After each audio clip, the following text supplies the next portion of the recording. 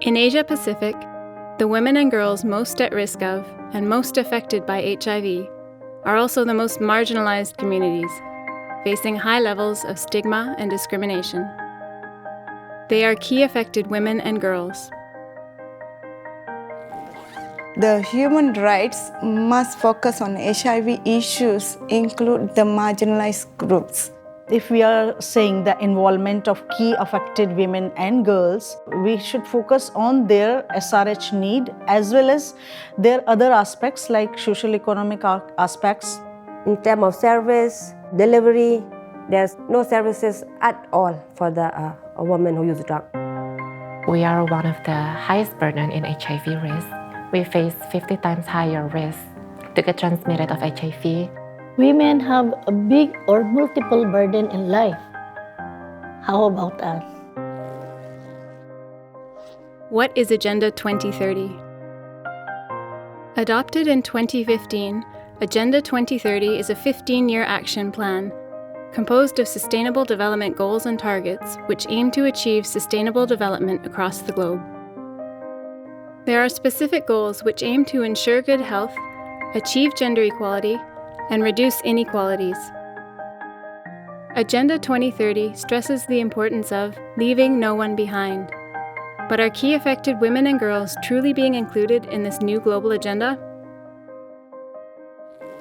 There is a certain guidelines like WHO and certain UN declaration, but when it is a realistic implementation, it will take longer and longer.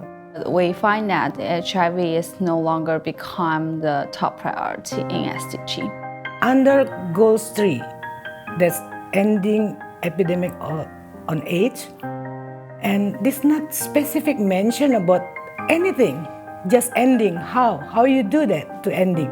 On SDG 5, are talking about stigma and discrimination, to eliminate any stigma or discrimination towards women. And there is where we can approach the government, each country of the women to fight on their rights. It's really important that when we influence policies, we make sure that they do not forget how to include our principles of gender, our principles of sexual rights, because that's missing in a lot of countries in this region.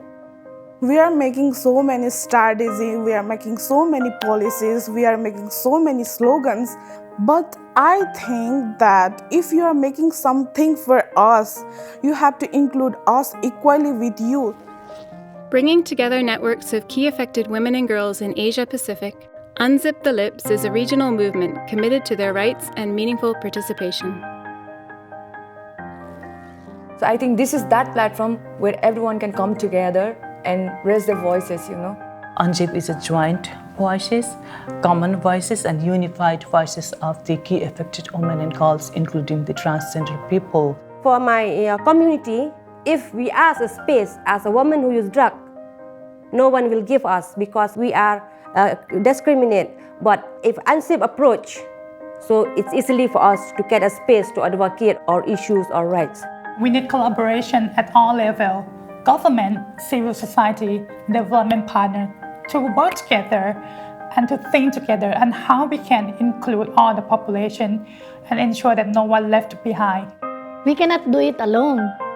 We need people who support us, who will back up our issues. I can say this possible if everybody recognize there is key affected women and girls and involve them. You cannot achieve anything without us.